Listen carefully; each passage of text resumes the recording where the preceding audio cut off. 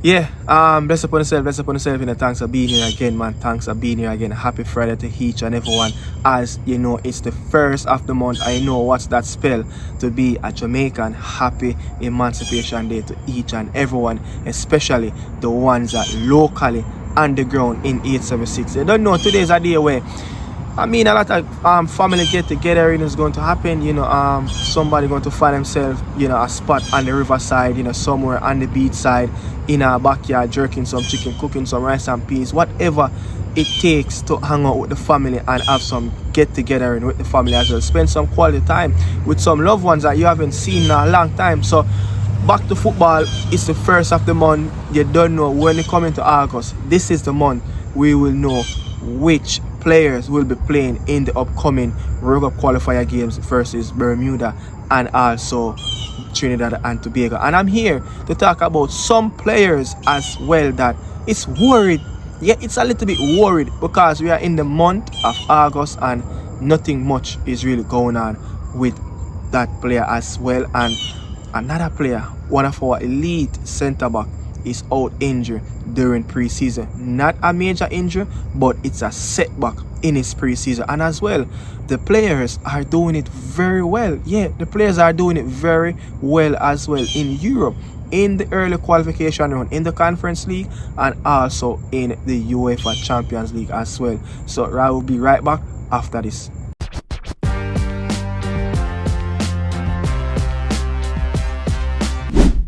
Yeah, so it's safe to say that Trevante Stewart final aftermark for his new club. The goal came in the UEFA Conference League qualification run, and they beat the Belarus team, where they're moving on to the next stage. The next stage is where normally in any other European ties qualification run that this team played, they always get dumped out of the next run. But hopefully this team can actually make the Conference League format, where it's safe to say that this team normally bounce out and normally get knocked out of the next round of that they're going to play in the tournament as well, where they will go on to play one of the top team in Poland, the team that finished second last season. So hopefully this is many of the goals that will come for Trevante, and hopefully the team can actually make right into the league format of the Conference League. They will play in the tournament as well, where Trevante can actually have opportunity as well to play in the UEFA Conference League. You know what can come after that? We know the type of teams that participate in that tournament as well. Not so of the big guns in Europe, but so for the teams that in Belarus, the teams in Azerbaijan, the teams in Romania, the lesser quality teams. And I guess he can make his mark, make his claims as well in the Conference League. Look, if his team go on to play in the Conference League, it's safe to say Trevante Stewart have an opportunity where he can actually get some goals in European football as well. But their next game is 6 days from now.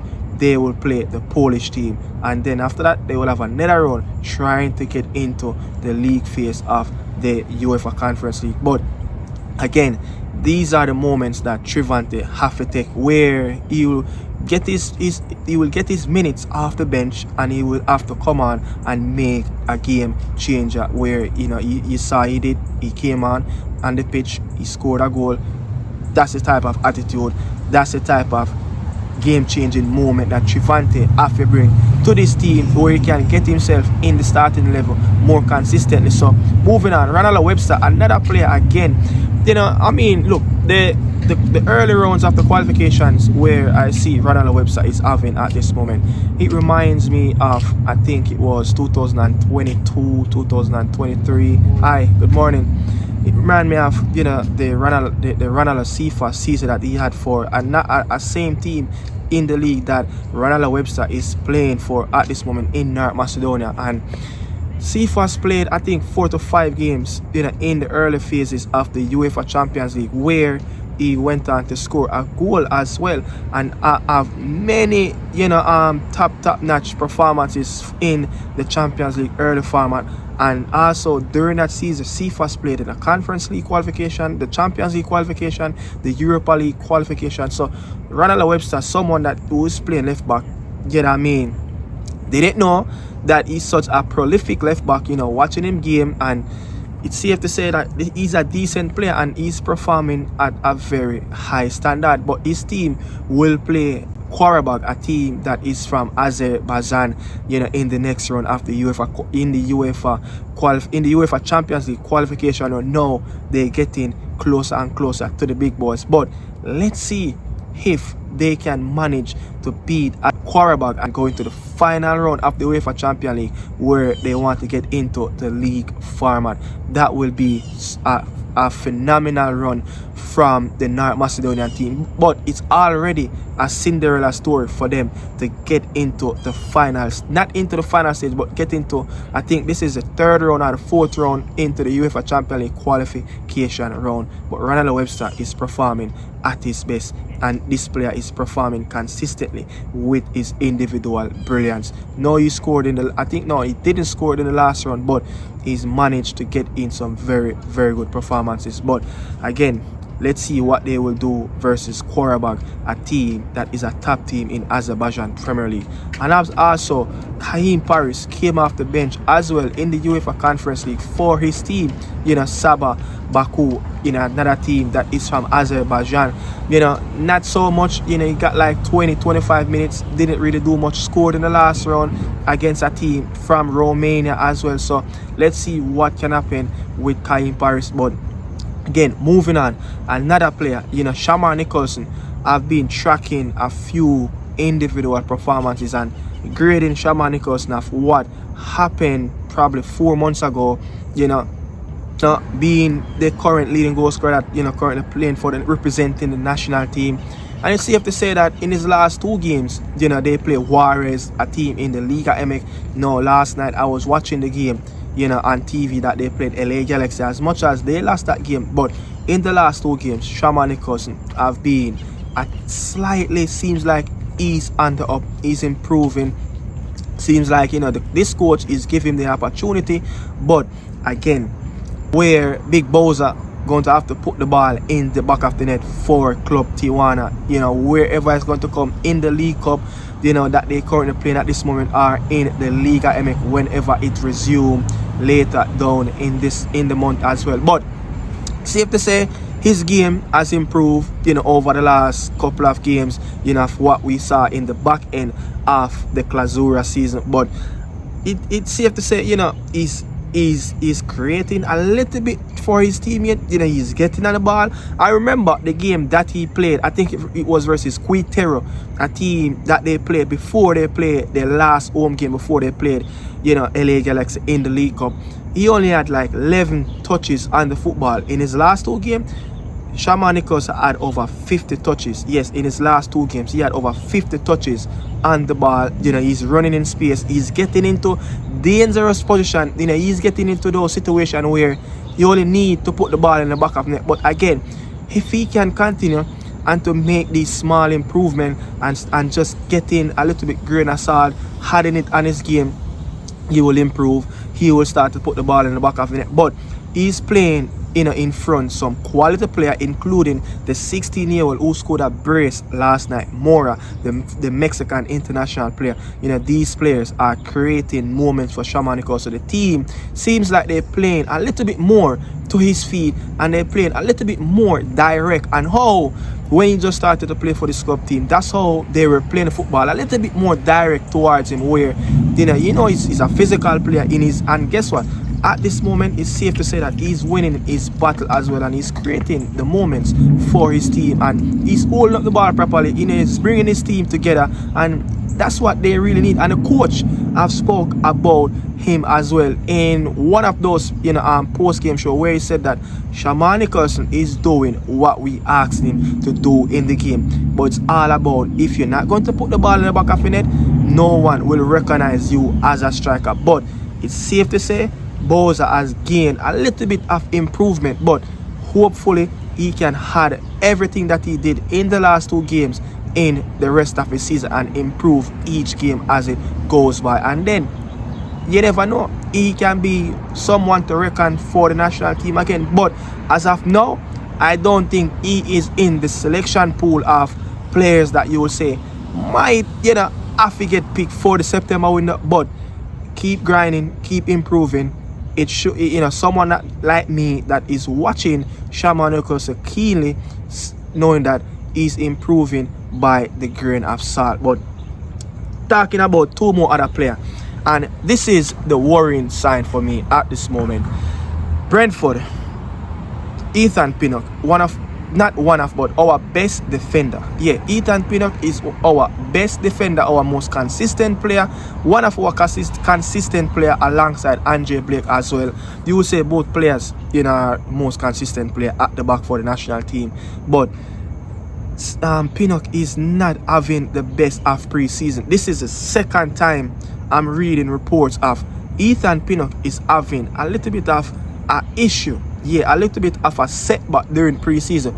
We know what happened after he came back from that lengthy ankle injury in the Premier League, where I think it's Van der Berg and Collins, they formed a new partnership at the GTEC Stadium, where Ethan Pinnock came back and he just have to find himself on the bench. Yeah, he just have to find himself on the bench. Someone that, when he came back, during, I think, the international window when we played St. Vincent, he only, from there until the end of the season, he only played, 10% of the, less than 10% of the minutes of what the team played in their final stretch of games to the end of the Premier League season. Now, we've seen this team, I think they're in Portugal at this moment, doing pre-season, and he's yet to get off the mark in terms of his appearance in pre-season. They played a game a few days back. He was missing because he's having a little knock, injury, another setback for Ethan Pinnock. And you will say, look,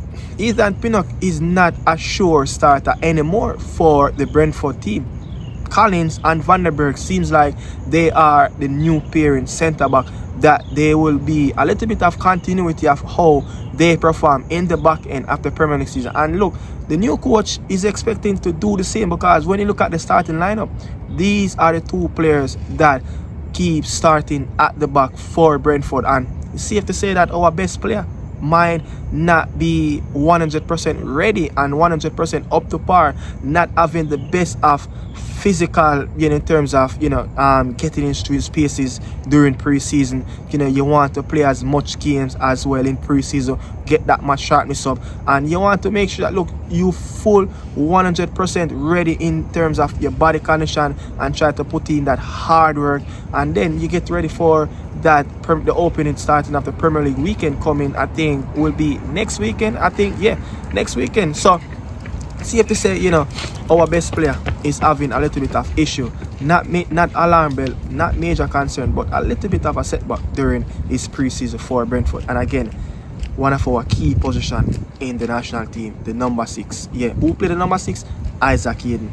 There's no movement at this moment for Isaac Hayden. No movement at this moment for Isaac Hayden. Now, I'm going to say, a player that signed up for Portsmouth in January, the start of the year, went out on loan, had a very good run where he close to play almost 20 games for Portsmouth. But when you look at this summer transfer, the League One and the League Two season will kick off this weekend, and after this weekend, it will be the championship as well. So the championship is probably less than 8 days away from kickoff, and you will say Isaac Hayden is at the level of a championship player, and there's no movement at this moment. And guess what? Eddie Howe again left him out of the squad. He's nowhere near the first team. His name is nowhere on the card of being a first team player for Newcastle. He's nowhere near the academy team. He's just at the training ground doing pre-season with whatever coaches is at the club at this moment. But he's not having the best of pre-season. He's not having a pre-season where he's playing against some serial first team players, competing, the battle on the field is getting, really to get fit. But where we lead from here, as a 6, as the national team, is just not going to be at the best at this moment. The player is not in the best of condition, and it's safe to say a lot of our players are not in the best of shape going into the September window versus Bermuda and Trinidad. And I'm going to say, look at the midfield that went to the Gold Cup, but Isaac Hayden left the camp before the Gold Cup started. So you will say, you will hope that he will sort out a club. No club as yet. He have less than 12 months left back on his contract. Will Isaac Hayden go out on a loan and run down his contract where he will still get that, close to around his 50k per week? But again, the player must have the attitude knowing that, look, not every club will pay that 50k, or not every club will try to match at least the 50% of your salary to go out and loan. Not many clubs will go ahead and give him that offer in the championship. So again, he's going to have to compromise. He's going to have to sacrifice, some money to get some minutes on that pitch. But Isaac Hayden is not having a full preseason in around any first team at this moment. So the player again will, be hopefully he will be available for the September window. His position is one of the crucial positions that we need bodies in at this moment. Lewis Baker, where he's at the moment, his name is not really calling in around the 4 players that expect to be in the September window. But let's see what's going to happen. But it's a little bit of concern that Isaac Hayden and Ethan Pinnock is in this situation at this moment, where Ethan is not having, to play consistently or train consistently during the preseason with a couple setback, a little bit of injury.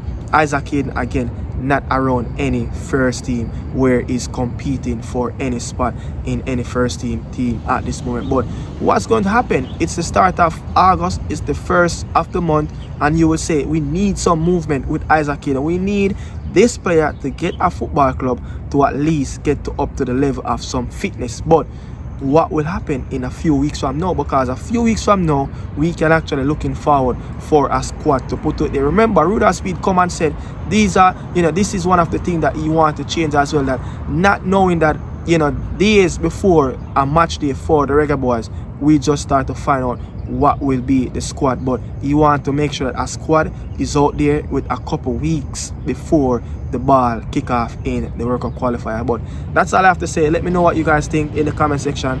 That is it. I'm out. Ciao people. See you guys again sometime over the weekend, or again the morning inside that will kick off again on Monday to Friday. Bless upon yourself. I'm out. Ciao. Salute.